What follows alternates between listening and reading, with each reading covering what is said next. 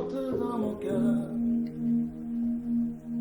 Et mon cœur bouillonne d'amour pour toi. Tu es mon ya-ya-eh. Je t'aime, tu le sais.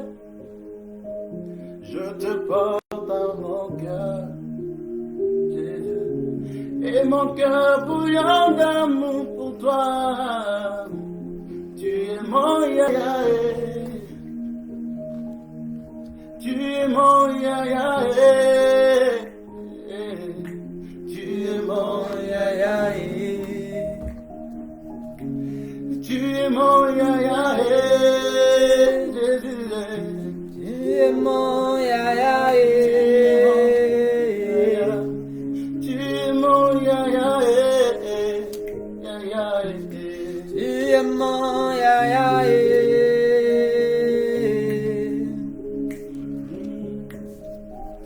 Jésus, tu es mon ami. Tu es mon ami, papa. Tu es mon ami. Tu es mon papa. Tu es mon papa. Je t'aime, tu le sais. Je te porte dans mon cœur. Et mon cœur bouillant d'amour pour toi. Tu es mon ya-ya-eh. Je t'aime, tu le sais. Je te porte dans mon cœur, Jésus. Et mon cœur bouillant d'amour pour toi, Jésus. Tu es mon ya-ya-eh. Tu es mon ya-ya-eh. Tu es mon ya-ya-eh. Tu es mon ya-ya-eh, ami. Tu es mon ya-ya-eh. Tu es mon ya-ya-eh, ya-ya-eh. Tu es mon ya-ya-eh. Tu es mon appui, Jésus. Tu es mon appui. Tu es mon ami, ami fidèle. Tu es mon ami. Sans toi je ne peux rien, papa. Tu es mon ami, ami fidèle. Tu es mon ami. Jésus. Tu es mon soutien, mon Jésus. Tu es mon soutien. Ah, il n'est que toi. Tu n'es mon soutien. Tu es mon soutien. Tu n'es que toi. Tu es mon appui dans ce monde. Tu es mon appui. Tu es ma famille. Tu es tout pour moi. Tu es tout pour moi. Tu es tout pour moi. Habillé. Tu es tout pour moi. Alléluia. Oh, Rabbi, ne change pas. Rabbi, il est le même. Oui, Jésus ne change pas. Rabbi, il est le même. Oh, Jésus ne change pas. Jésus, oh, habillé, manifeste-toi. Oh, habillé, Sans oh, habillé, manifeste-toi. habillé, Sans habillé, habillé, manifeste-toi. habillé, oh, habillé, mon ami. manifeste mon soutien, habiller mon appui, manifeste mon seul espoir, habiller celui-ci que je compte, habiller toi ma solution, habiller,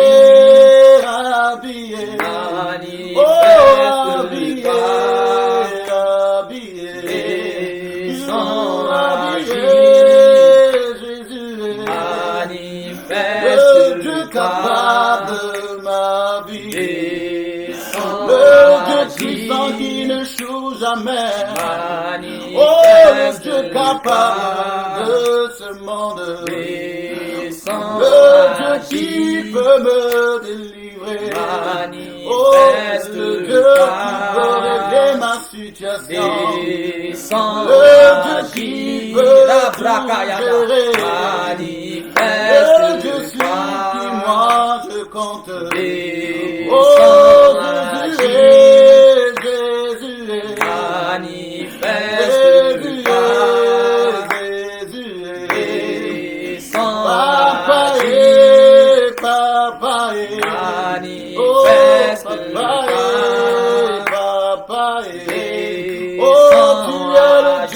Papa de ma vie, tu es le Dieu qui ne chie jamais.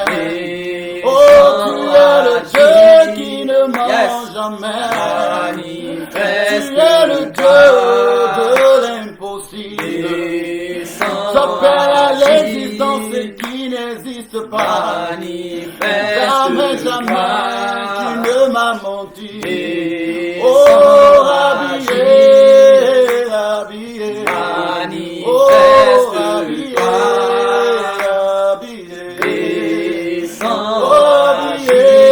Mon soutien,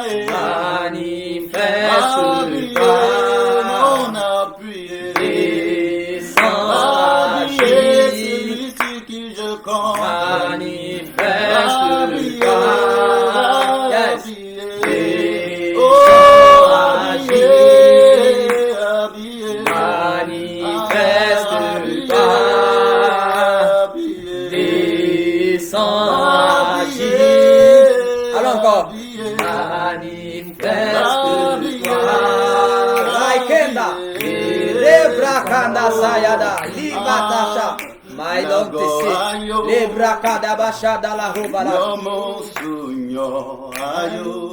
Yes, merci Jésus pour ta grâce.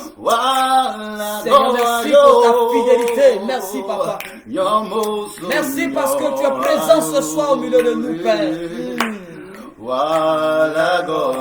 Yes, merci Papa pour ta présence. Tu es merveilleux et tu es glorieux. Nul ne peut t'égaler dans les cieux et sur la terre.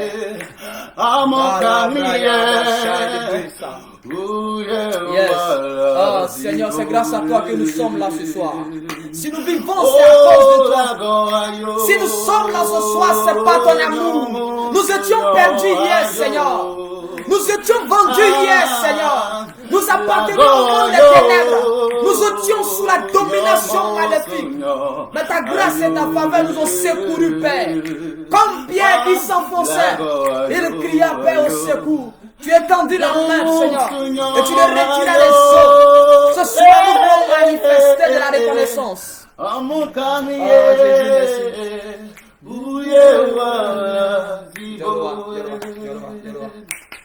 Oh, yeah, Jésus, yeah, yeah, la goyere, yeah, pour,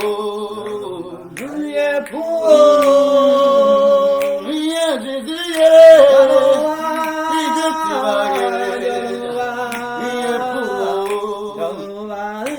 pour,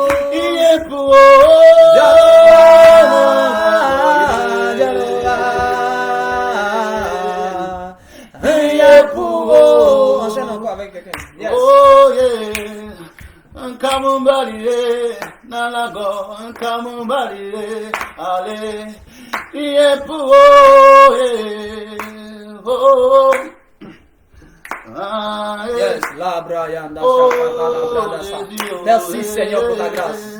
Merci pour ta fidélité, pour ta présence ce soir au milieu de nous. Nous te célébrons, Papa. Tu mérites la louange et les honneurs qui est comparable à toi, Seigneur. Qui peut t'égaler, roi de gloire. Tu es tout puissant. Toi qui ouvres une porte et personne ne peut fermer. Ce soir, nous te célébrons. Oh Seigneur, merci. Béni soit ton nom. Yes, yes, yes, yes. Merci Jésus. Merci pour ta Jésus. grâce. Barabashandelasi. Maïli Brindi Faido Shakatabra Basaya. Les Barakaya Basha. Est-ce que quelqu'un peut adorer le Seigneur encore ce soir? Commence à bénir le Seigneur. Commence à bénir le Seigneur. Commence à le célébrer. Commence à le magnifier. Commence à le magnifier. Commence à l'honorer. Commence à dire à Dieu qu'il est grand, qu'il est merveilleux. Les Basai de Brindi Shiba Basaya Mele. Rabayanda Shakatabra Yamese.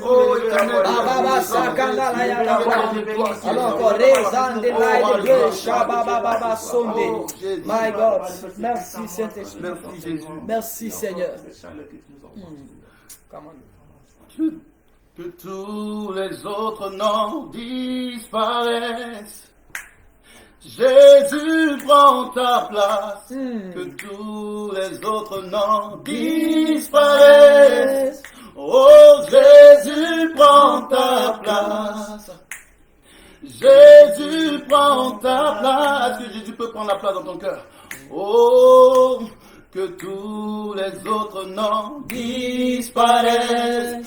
Chante avec moi, que tous les autres noms disparaissent. Oh Jésus, que tous les autres noms disparaissent. Jésus prend la place.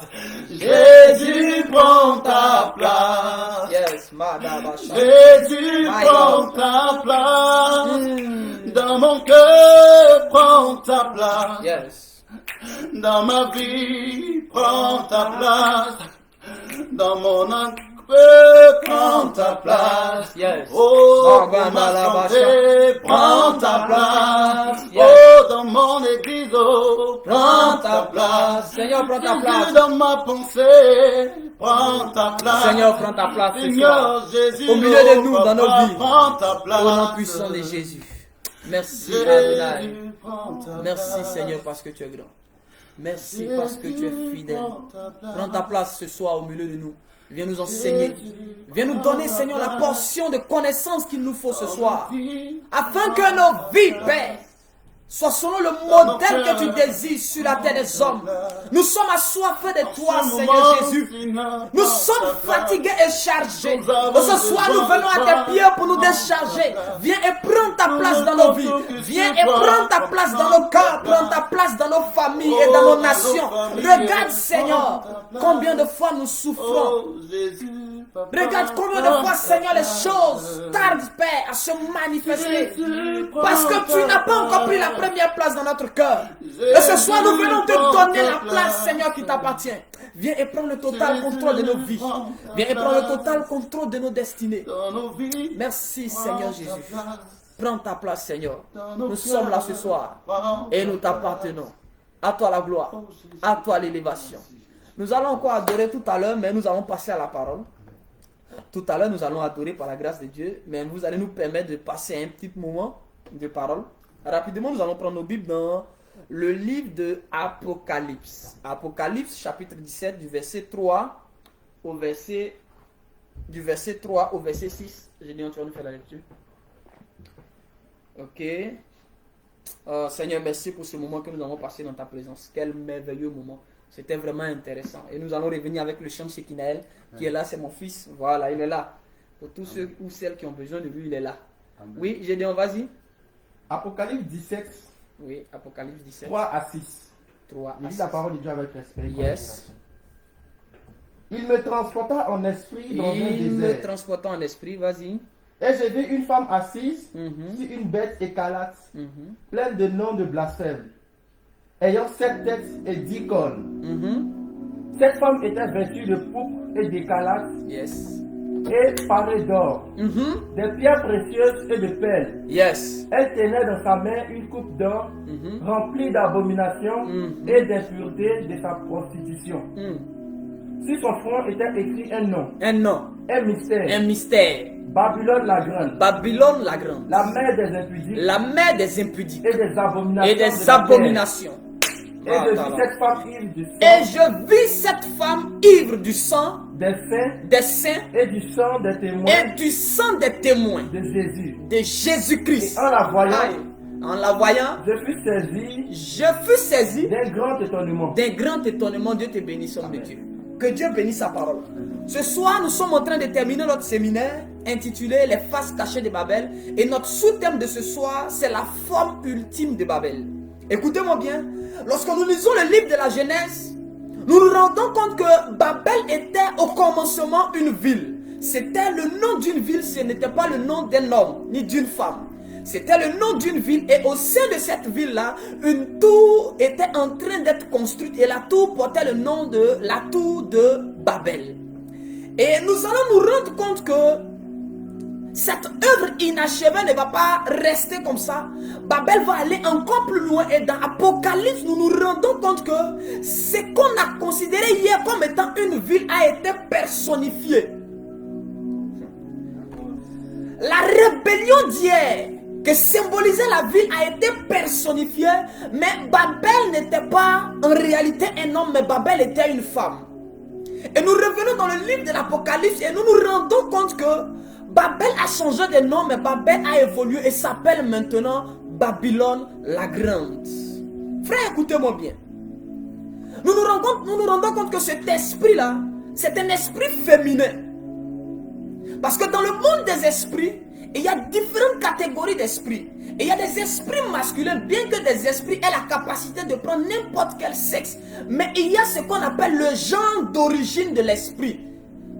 Je suis d'origine homme, je suis un garçon. Mais il y a des opérations que je peux faire avec l'évolution de la médecine afin qu'on puisse me greffer un sexe féminin. Si des hommes sont arrivés à un tel niveau, à un tel stade de développement, imaginez ce qui se passe dans le monde des esprits. Frère, il y a des esprits féminins, il y a des esprits masculins. Et nous nous rendons compte que Babel ou Babylone était au commencement un esprit féminin qui opérait. Alors nous nous rendons compte que Nimrod avait une femme qu'on appelait Sémiramis. Donc nous pouvons comprendre que Babel ou Babylone dès le départ était un esprit qui se saisissait des femmes des rois. Au travers de ces femmes-là influençait les rois et Babel gouvernait. Numéro 1, tu dois comprendre que Babel ne gouverne pas de façon directe, mais de façon indirecte. Babel contrôle ta vie pas de façon directe, mais de façon indirecte. C'était Nimrod qui était le chef. Ainsi, c'était Akab qui était le chef. Mais Jézabel, auprès de Akab, donnait les instructions à Akab et Akab exécutait les ordres de Jézabel. Mais en réalité, c'était Akab qui gérait. Mais devant les hommes, c'est Akab qu'on connaissait. Mais dans le secret, c'est Jézabel qui guidait et qui gouvernait la nation d'Israël. Babel n'est pas un esprit qui s'affiche. Babel est un esprit qui contrôle depuis les ombres. Babel n'est pas un esprit qui est découvert. C'est un esprit qui opère depuis l'ombre. Frère, et Babel, en tant que femme, a d'abord la responsabilité d'éduquer. Et l'une des choses favorites que Babel aime faire, c'est d'éduquer. Alors nous allons constater que l'éducation de Babel ne se fait pas comme l'éducation des hommes simples. Parce que les hommes commencent à éduquer les enfants. Dès que les enfants naissent, quand ils commencent à distinguer le bien du mal, quand ils commencent à grandir, ils commencent à faire 4 pattes, ils commencent à parler, c'est en ce moment-là qu'on commence à parler aux enfants. Mais Babel, dans son système d'éducation, va commencer à éduquer l'enfant depuis le sein maternel. Que dis-je? Depuis les reins du père. Parce que je vous ai dit que la première piste d'atterrissage d'un homme, ce n'est pas d'abord le sein maternel, c'est dans les reins de son père que l'enfant atterrit. Alors Babel va commencer à éduquer l'homme depuis les reins de son papa, parce que l'homme au commencement est un esprit, n'est pas d'abord un corps. Malheureusement, l'humanité croit que l'être humain est un corps. L'homme éduque le corps, mais Babel éduque l'esprit. Frère, ton père a éduqué ton corps, ta mère a éduqué ton corps, mais l'esprit à l'intérieur du corps a été éduqué par Babel. Babel s'en fout du corps, peu importe la forme du corps, c'est l'esprit à l'intérieur du corps qui importe Babel. Dis avance bien, puis je commence à parler. Voici pourquoi beaucoup de personnes ont été distraites et ne sont pas rendues compte que l'enfant qui était dans leur ventre avait déjà été éduqué dans la sorcellerie. L'enfant avait déjà contracté la sorcellerie parce que nous attendons d'éduquer nos enfants lorsqu'ils naissent, lorsqu'ils commencent à parler. Oh, l'éducation doit commencer depuis déjà les racines. Avant que monsieur et madame vous n'ayez un enfant, vous devez déjà commencer à parler à votre enfant. Vous devez déjà commencer à choisir le nom de votre enfant. Jésus n'était pas encore né, mais son nom avait déjà été donné. est-ce qu'on peut nommer ce qui n'existe pas? Non. Dans le monde de la création et dans le fonctionnement de la spiritualité, on nomme ce qui existe. On ne nomme pas ce qui n'existe pas. Comment Dieu peut dire, celui qui naîtra, on doit l'appeler Emmanuel, ce qui signifie Dieu est avec nous. On ne nomme pas ce qui n'existe pas. Je suis en train de dire quelque chose. Tous les êtres humains existent déjà. Ceux même que tu n'as pas encore vus, ceux qui vont naître l'année prochaine, ceux qui vont naître dans 10 ans, ils existent déjà, mais ils ne sont pas encore manifestes sur la terre des hommes. Ce n'est pas parce qu'une chose n'est pas manifestée sur la terre que la chose n'existe pas. Alors Babel va faire croire aux hommes que c'est tout ce qu'ils voient, c'est tout ce qui est manifeste qui existe. Et c'est là que Babel va commencer à éduquer des enfants. C'est là que Babel va commencer à éduquer des hommes depuis le sein maternel. C'est pourquoi des enfants naissent. Et aujourd'hui, ils sont incontrôlables. On ne peut plus leur donner de conseils. Quand tu essaies de leur parler, tu as l'impression que ce n'est pas à ton fils que tu parles. Parce que ton enfant a déjà reçu une éducation depuis le sein maternel. Depuis les reins de son père. Est-ce que je peux avancer? Frère, écoutez-moi bien. Toute femme qui est enceinte doit commencer à éduquer son enfant. Tu dois lui parler. Et vous ne devez pas marcher les mots en ce qui concerne l'éducation. Vous devez apprendre à parler aux enfants de façon claire et nette. Vous devez être propre dans ce que vous leur dites. Ne dites pas non, il n'a pas encore l'âge. Il n'a pas encore l'âge, mais à 1 an déjà, il pratique la sorcellerie. Il est le roi dans le monde de la sorcellerie. Il n'a pas encore l'âge, mais déjà à l'état des fœtus dans le fond de moment, on dit que lui, il soit déjà pour faire des opérations sur la terre ici. Mais toi, tu considères encore qu'il est petit. Mais dans le monde des esprits, il n'y a pas de petit esprit. Tous les esprits sont égaux. Et Babylone est une commerçante. C'est un esprit qui opère dans le domaine du commerce. Mais la chose que Babel ou Babylone aime acheter, ce sont les âmes et les destinées des hommes. Écoutez-moi bien. Lorsque nous regardons un peu l'histoire de Jésus, nous nous rendons compte qu'il marchait dans les rues de Jérusalem. Les gens voulaient le tuer, les gens voulaient le détruire. Mais il n'arrivait pas à mettre la main sur lui. Pourquoi? Parce que personne ne l'avait encore livré. Oh, Babylone ne peut avoir accès à ta vie que lorsque quelqu'un t'a livré. Le jour où Judas est allé livrer Jésus, le jour où Judas est allé vendre Jésus, c'est ce jour-là qu'ils ont eu la capacité de venir avec des bois, de venir avec des épées pour le saisir. Mais autrefois, ils voulaient le saisir, mais ils n'arrivaient pas à le saisir. Pourquoi? Parce qu'il n'avait pas encore été vendu. Alors Babylone pour opérer dans ta vie, Babylone pour opérer dans ta nation, Babylone pour opérer dans ta famille a besoin de l'autorisation de quelqu'un qui est déjà dans ton entourage. Et comment est-ce que Babylone travaille pour avoir accès à nos vies? Tu avances bien. Frère, écoutez-moi bien. Judas n'était pas le parent direct de Jésus. Donc la théorie selon laquelle c'est ton propre parent direct qui doit te vendre pour que Satan ait accès à ta vie est un gros mensonge. Aujourd'hui, le diable travaille par réseau. Et ce réseau s'appelle le réseau des alliances. Judas était dans une alliance avec Jésus, mais c'était une alliance de disciples à maître. En d'autres termes, qu'est-ce que je suis en train de dire? Pour que Babylone ait accès à ta vie, ton père peut ne pas te livrer.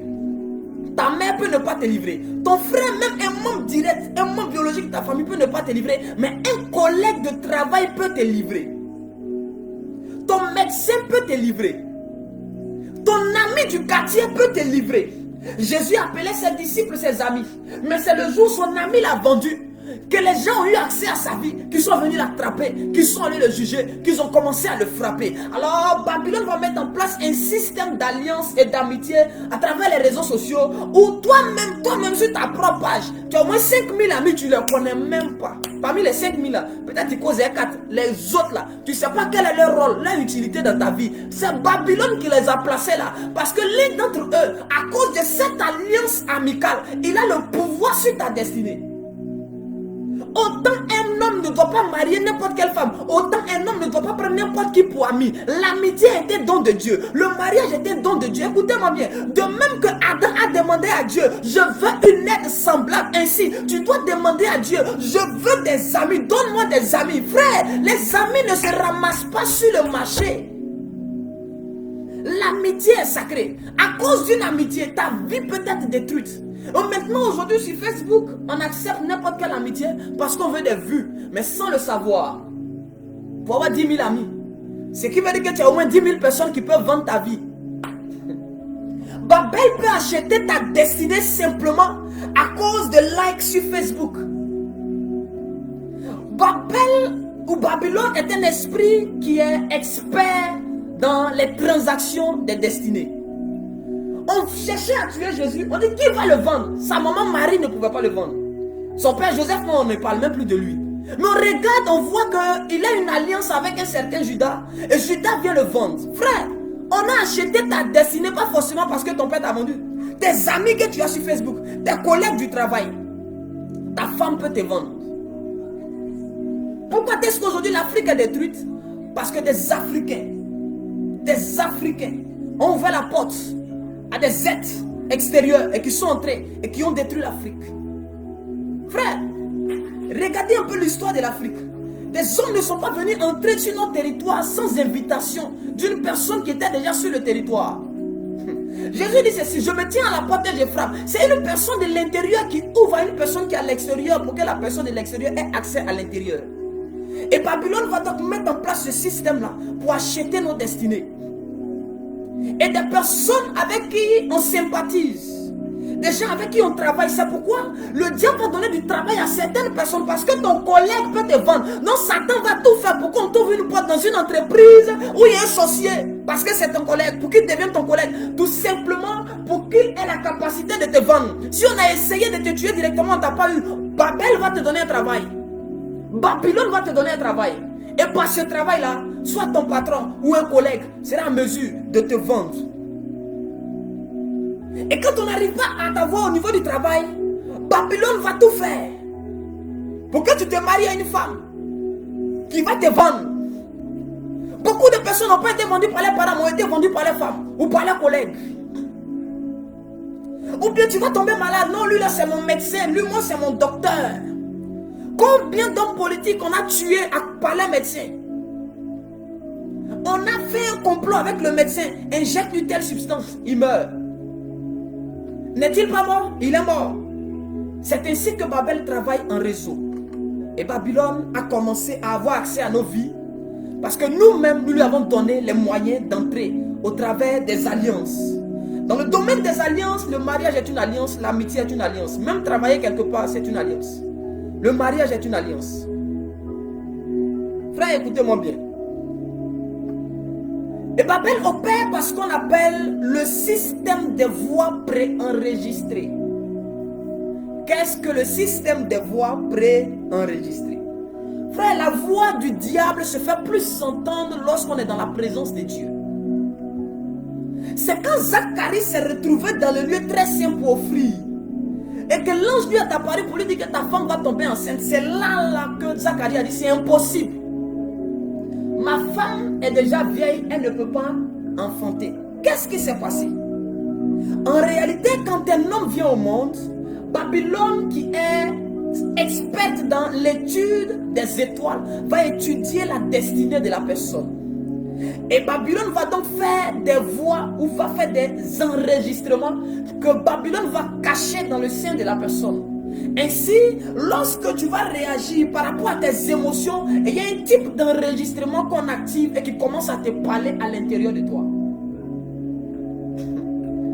Est-ce que je peux avancer? Est-ce que je peux avancer? Souvent, c'est quand tu commences à prier, à jeûner fort, c'est là que tu te rends compte que tu es plus attiré par Satan. Plus tu cherches Dieu, plus tu entends mieux Satan te dire, c'est le moment, va pécher, va faire ceci. On regarde la fille là, celle-là, tu peux coucher à elle, personne ne te voit. La voix que tu entends, la voix là qui tourne, la voix est à l'intérieur de toi. C'est une voix préenregistrée que Babylone a cachée en toi. De sorte que le jour où tu seras en train de te rapprocher de Dieu, cette voix-là travaille, ou ce mécanisme travaille avec nos émotions. Ce sont les émotions qui activent les voix préenregistrées de Babylone dans l'homme. Est-ce qu'on se comprend? Je vais voir les commentaires si vous me comprenez. Parce que si on ne se comprend pas, j'explique encore.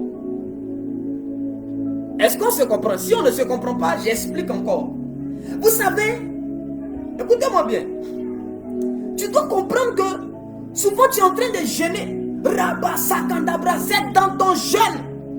La vision que tu vas avoir n'est pas forcément de Dieu. Ça peut être une voix préenregistrée de Babel ou de Babylone pour te parler et pour te garer. Jésus commence à jeûner. La Bible dit qu'il est conduit par l'esprit dans le désert. Et pendant qu'il est dans le désert, il y a un être qui lui apparaît. Mets-toi à genoux, je vais te donner la gloire et l'onction. C'est qui cet être? Ça aurait été toi et moi, on se serait mis à genoux. Oh Seigneur, où est moi?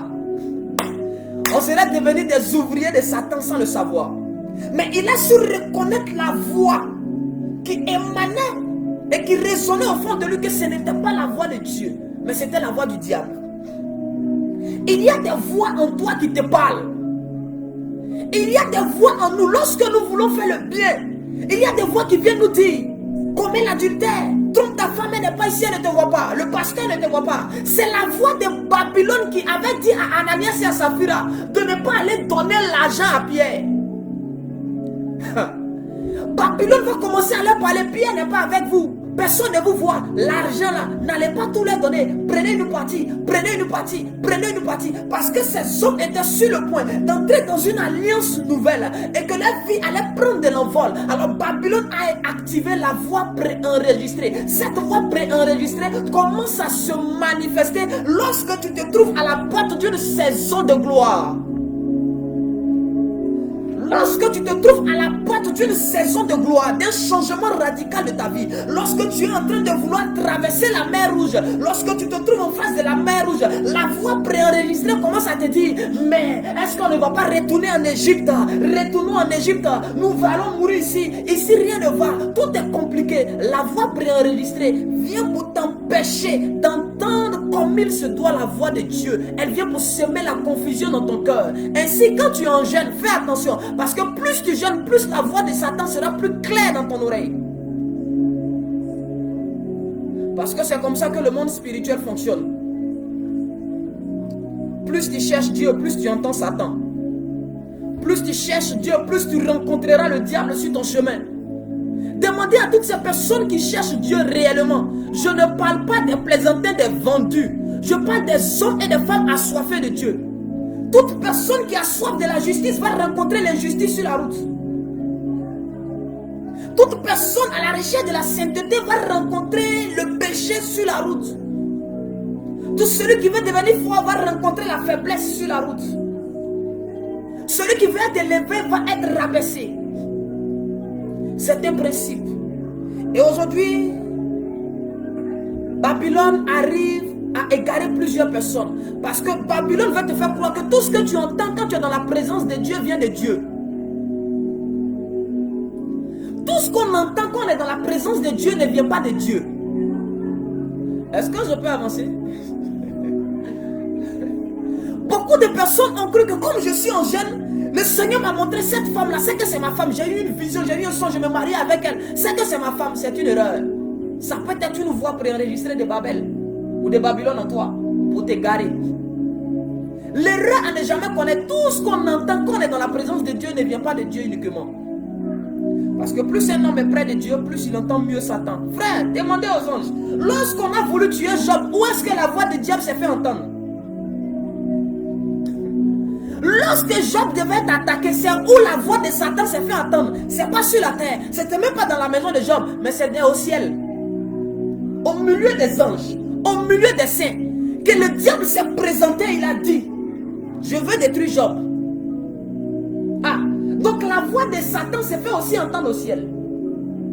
La voix du diable s'est fait aussi entendre même dans la présence de Dieu. Donc nous devons donc faire attention lorsque nous entrons dans la présence de Dieu, parce qu'il y a plusieurs voix.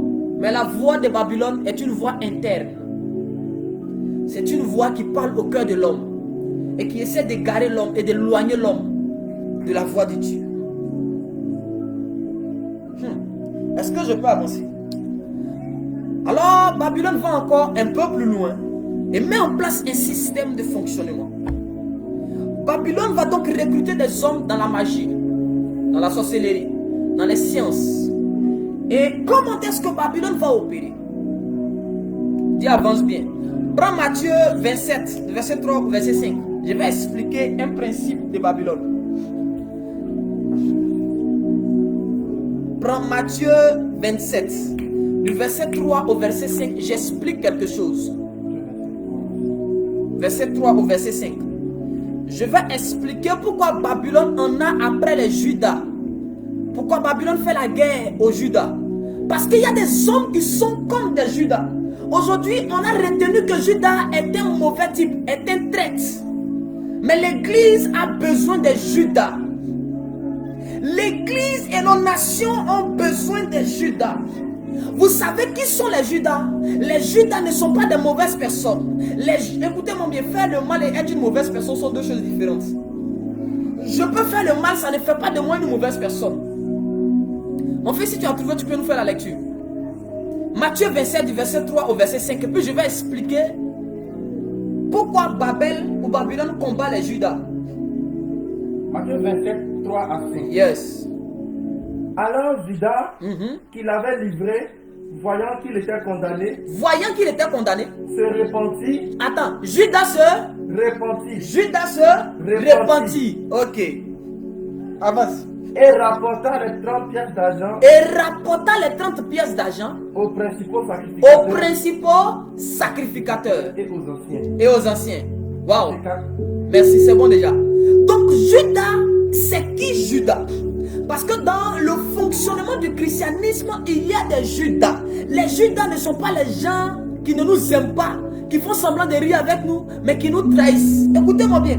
Les Judas sont des hommes et des femmes que Dieu va permettre qu'ils passent par l'occultisme. Judas était en mission. Quand il partait vendre Jésus, c'était pour avoir écho. Lui-même ne savait pas qu'il était en mission pour Dieu. C'est le genre de mission où Dieu ne te met pas au courant. C'est comme Moïse. Il faut que Judas soit au milieu d'eux pour avoir les preuves palpables du complot contre la vie de Jésus. Afin que demain, lorsqu'on va nier la résurrection de Jésus, la divinité de Jésus, que Judas soit en mesure de dire, j'étais au milieu d'eux, on a comploté comme ça, voici leur secret. Judas était au milieu d'eux, mais Judas avait été envoyé sans le savoir. Moïse avait été élevé par la fille de Pharaon, mais il n'était pas un Égyptien, c'était un espion de Dieu dans la maison de Pharaon. Qui d'autre pouvait avoir le pouvoir de vaincre Pharaon et l'Égypte si ce n'est une personne qui a vécu avec eux? La Rabassa, les bras sont kendélés. Et il y a des hommes, Dieu va permettre qu'ils entrent dans la sorcellerie. Et il y a des femmes à qui Dieu va permettre qu'elles entrent dans la magie. Pas parce que ces personnes doivent demeurer dans la magie, mais Dieu les envoie en mission sans qu'elles-mêmes ne sachent, afin que ces personnes soient à mesure de venir révéler certains secrets qui se cachent dans ce monde-là, dans ce royaume-là, afin que ceux qui font semblant d'être avec nous, mais qui ne sont pas avec nous, que eux ils ont rencontré dans le monde occulte, ils viennent nous avertir que tel frère et telle sœur ne sont pas avec Dieu, mais on était ensemble dans l'occultisme. Alors Babylone va commencer à faire la guerre et à exécuter tous les Judas. Pour ne pas que Judas vienne révéler les secrets, les choses qu'ils se sont dites avant qu'ils ne vendent Jésus. Parce qu'avant que Judas ne vende Jésus, ils se sont assis, ils ont parlé, ils ont comploté. Et ils pensaient que Judas était tellement pour eux qu'ils ont révélé certains secrets à Judas. Donc Judas avait connaissance de certaines choses que Pierre ne savait pas. Judas savait des choses que Jacques ne savait pas. Parce que Judas avait été au milieu de ceux qui venaient le prendre. Il avait participé à des réunions que Pierre n'a jamais entendu de sa vie. Il a eu accès à des secrets que Pierre, malgré sa vie de prière, ne pouvait jamais connaître.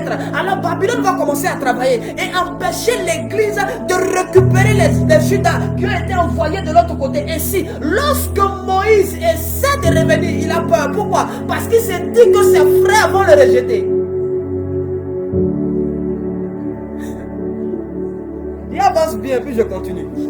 Demandez à Saul de Tarse, il avait été envoyé en mission et le tuait pour le Sanhédrin. Il le tuait. Il tuait les chrétiens, il prenait des lettres, il partait dans une ville, il attrapait les chrétiens, il les détruisait. Il partait dans un pays, il attrapait les chrétiens, il les détruisait. Il ne savait pas lui-même qu'il était en mission, jusqu'à ce que son ordre de mission lui soit donné sur la route de Damas. Et lorsque cet apôtre-là commence maintenant à révéler les choses que même Pierre, qui a marché avec Jésus, ne connaissait pas. Et il y a des choses que la prière ne peut pas te révéler. Et il y a des choses que le jeûne ne peut pas te révéler. Tu vas beau prier, il y a des secrets que tu ne sauras jamais. Tant que tu n'as pas pratiqué la sorcellerie, tant que tu n'es pas passé par l'occultisme, et il y a des choses cachées là-bas que Dieu va donc permettre à des hommes d'avoir en passant par là. Alors Babylone va commencer à travailler dans le cadre de l'église pour que nous rejetons les Judas. Pour que nous rejetons les Sauls de Tarse, les Paul. Et que nous disons non, ils n'ont pas encore changé ceux-là. Ce sont les ennemis. Mais eux seuls ont la capacité de révéler les choses que nous ne savons pas. Ils ont vu ce qu'on n'a pas vu. Ils ont mangé ce qu'on n'a pas mangé. Ils maîtrisent mieux l'occultisme que nous. Ils maîtrisent mieux le monde spirituel que nous. Alors Babylone, sachant que le témoignage de ces hommes-là est fort et puissant et très important, Babylone va donc pousser l'église à rejeter ces hommes-là, à chasser ces hommes-là. Judas s'était repenti. Mais personne ne prêche la repentance de Judas. Il est même allé redonner les pièces d'argent. Mais lorsque Pierre a renié Jésus, est-ce qu'il allait se repentir? Nulle part dans la Bible n'est mentionné que Pierre s'est repenti. Mais nous prenons Pierre comme un exemple. Nous parlons de Pierre comme étant le pilier de l'église. Mais Judas s'était repenti. Il est mort pourquoi? Parce que les gens ont dit, si on laisse Judas vivre, il va aller révéler les secrets de notre complot. Judas a été assassiné. Avec tous les secrets qu'il avait. Avec tous les codes, avec toutes les informations auxquelles il a eu accès, Judas a été assassiné. Parce que Babylone savait que de tous les apôtres, Judas allait être un apôtre tellement dangereux. Le témoignage de Judas allait avoir plus de poids et plus de force que celui de Pierre. Jésus ne confie pas son argent à n'importe qui, frère. Toi et moi, on ne peut pas confier notre argent là à quelqu'un qui est bizarre. Si on doit confier notre argent à quelqu'un, on va donner ça à quelqu'un en qui on a confiance. Donc Jésus n'est pas bête en donnant son argent à Judas. C'est parce qu'il fait confiance à Judas. Parce que Judas est originaire de la tribu d'Issachar. Des hommes qui sont réputés pour savoir lire le temps et les saisons. Et dire à Israël ce qu'il faut faire. Judas est un homme qui, de par son origine, a un discernement très excellent et très fort. On ne donne pas son argent à n'importe qui. Quand Jésus lui donne son argent, c'est pour dire de vous tous, c'est à celui-là que je fais confiance. Et Babylone a su déceler la destinée de Judas. Et Babylone a mis Judas dans un système. Et l'église a repoussé Judas. Quand Judas s'est repenti, il est venu voir Pierre. Frère Pierre, comment tu vas? Pierre l'a repoussé. Jacques l'a repoussé. Philippe l'a repoussé. Ils ont dit, Judas, tu es un traître. Tu ne mérites pas de marcher avec lui. Il dit, non, je me suis repenti. Ils disent, non, on s'en fout. Un traître reste un traître. Parce que Babylone ne veut pas que ceux qui sont allés là-bas reviennent vers nous. Babylone veut pousser l'homme à ne pas accepter la repentance. Babylone veut nous faire croire qu'il est impossible de servir Satan et de laisser Satan pour revenir en Christ. Mais Paul, il servait Satan, mais il a changé. Il y a plusieurs de nos frères, il y a plusieurs de nos sœurs que Dieu a envoyés en stage dans le monde des ténèbres. Ce ne sont pas des sorciers, mais ils pratiquent la sorcellerie pour un temps. Le temps est en train de venir où des Sauls de Tarse vont rencontrer Jésus sur le chemin de Damas. Et ces hommes-là vont commencer à venir témoigner. Parce que les faux serviteurs de Dieu, les sorciers déguisés en pasteurs et en prophètes, ne veulent pas que ces hommes soient entendus. Ils ne veulent pas que leur nom soit cité. Ils ne veulent pas. Parce que, frère, toi et moi, on va bon prier. Si tout de suite on vient se mettre là pour dire non, j'ai eu un songe, tel pasteur, il est dans la franc-maçonnerie, ils vont dire tu es jaloux de lui. Mais si un ex-sorcier qui est reconnu comme étant un ex-sorcier vient s'asseoir là et dit j'étais dans la sorcellerie, mais tel homme, on était ensemble, voici les preuves, voici. Nous allons donner du crédit à sa parole. Parce que le témoignage de Judas avait un poids qui était au-dessus du poids des autres. On a tout fait et on a tué Judas. C'est ainsi qu'ils ont fait la guerre à Paul. Ils ont voulu le tuer par tous les moyens. Aujourd'hui, Babylone est en train de maintenir des Judas, est en train de tuer des Judas, des hommes qui ont le secret de l'occultisme, des hommes qui ont le secret des sectes, qui veulent changer, mais qui ont peur de l'opinion de l'église, qui ont peur de comment tu vas les recevoir, de comment tu vas les accueillir, de comment est-ce que tu vas les voir. Nous prêchons la repentance, mais nous avons peur des hommes qui se repentent. Nous disons prêcher la repentance, mais quand quelqu'un se repent, nous le régnons, nous le repoussons, nous le chassons. Dieu même pardonne, mais l'homme aujourd'hui, par Babylone, n'arrive plus à pardonner. Et nous nous entretuons, et nous livrons nos soldats à la mort. Et nous abandonnons nos frères. Et nous repoussons ces serviteurs de Dieu que Dieu a envoyés de l'autre côté pour venir nous donner des informations. Ça va? Wow. Attends un peu, je finis maintenant, je te libère. Voilà, ça. Bien-aimés dans le Seigneur, nous devons comprendre une chose. Babylone aussi met en place un système de fausses accusations. Effectivement. Parce que Babylone est experte dans la séduction et dans la destruction des ministères. Remarquez, lorsque Jésus est arrêté, la Bible déclare qu'il y a des accusateurs, il y a des personnes qui viennent témoigner. Oh non, il a dit ceci, oh non, il a fait cela, non, on a entendu dire ça, on a entendu faire ça. Parce que Babylone travaille aux accusations. Babylone viendra accuser quelqu'un de ce qu'il n'a pas fait. Un matin, les gens vont se lever. Oh non, on a entendu, on a vu le prophète, il a fait ceci. On a vu la soeur, elle a fait cela. C'est eux, on ne la demande pas. On ne sait pas où ils sont quittés. Lui-même, il était où en ce moment-là? Au moins, il voyait le frère faire ça. Lui, il faisait quoi dans le noir où il a vu le frère? Il ne va pas te dire ce qu'il faisait. Mais il viendra te dire, non, j'ai vu la soeur Claudine avec le frère Fréjus. Mais toi, tu étais où quand tu les voyais? Oh non, j'ai vu le pasteur d'un hôtel. Toi, tu étais à la maison, mais tu l'as vu à l'hôtel. Tu faisais quoi dans l'hôtel, frère? Toi qui viens témoigner, réglez ton cas d'abord. On va régler ton cas avant de régler le cas du pasteur. Toi, tu faisais quoi à l'hôtel à 23h, puis tu as vu le pasteur? Oh non, j'étais des passages, frère.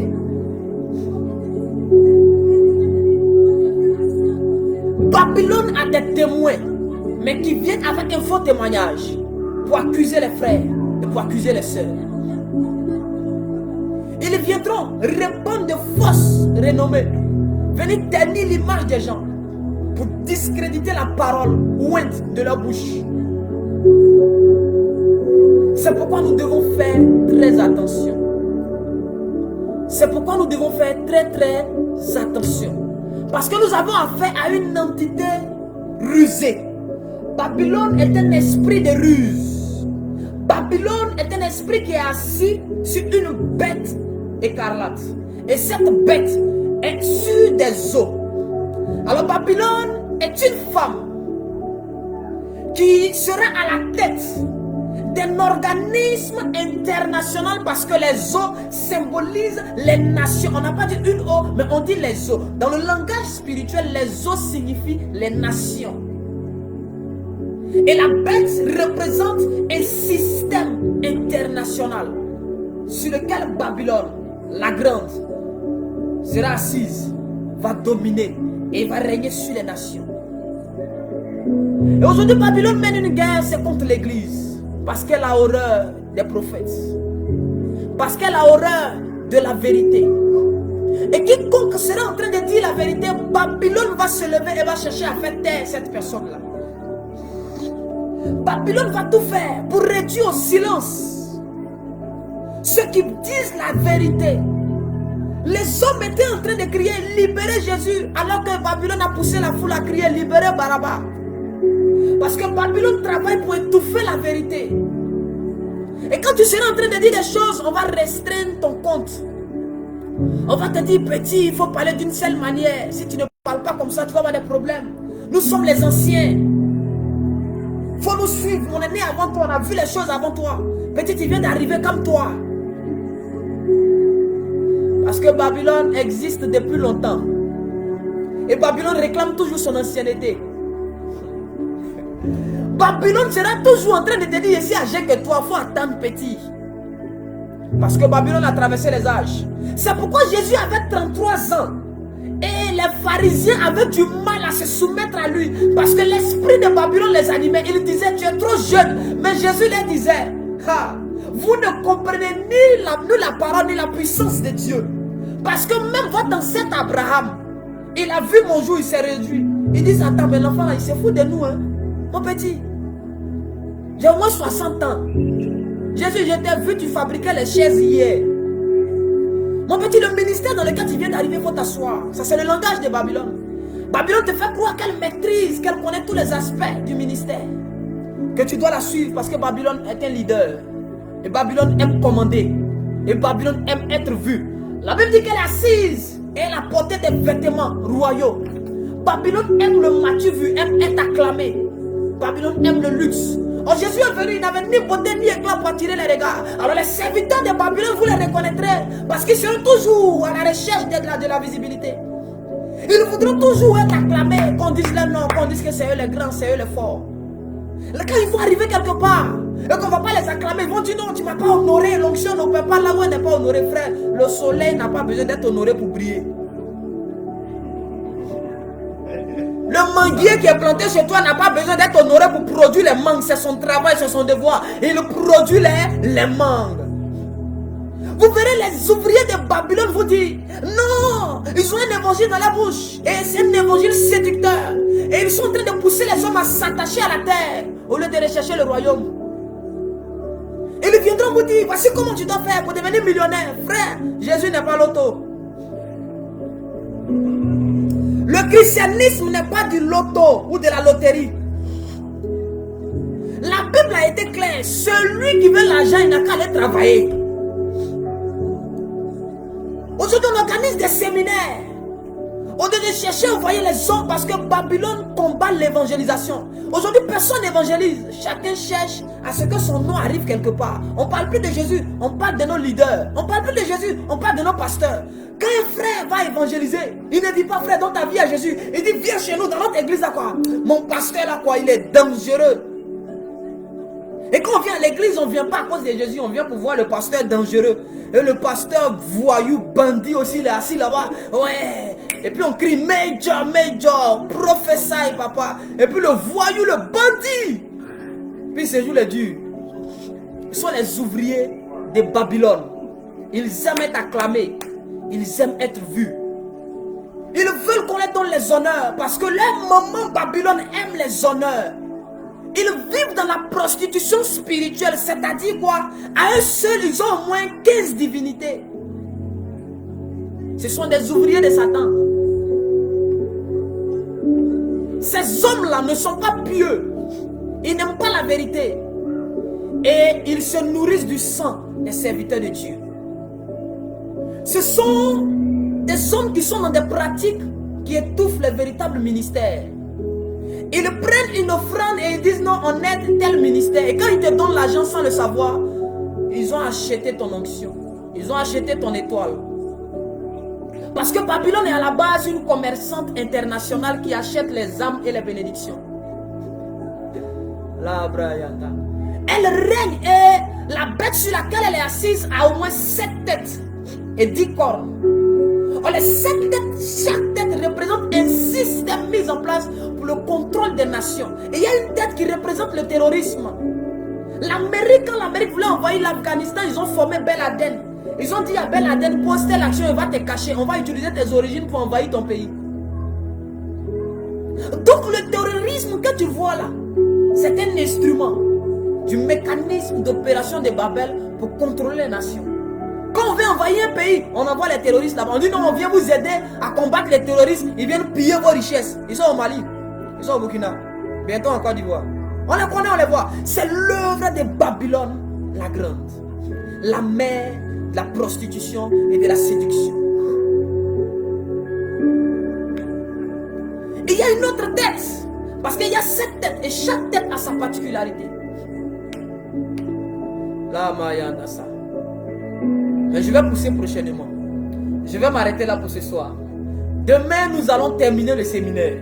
Frère, commence à partager. Demain encore, nous serons là avec le chant de Shekinah. Et on va adorer le Seigneur.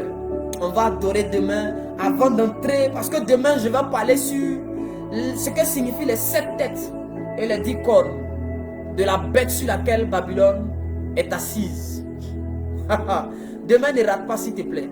Demain, on va entrer dans les profondeurs. On va parler des choses des nations. On va parler du système de contrôle des nations que l'ennemi a mis en place. Que Dieu te bénisse. Que Dieu te fortifie. Demain, 1 heure, c'est 15 heures. Que Dieu soit avec vous. Shalom. Si elle n'a pas fait ça, c'est qu'elle ne va pas partir.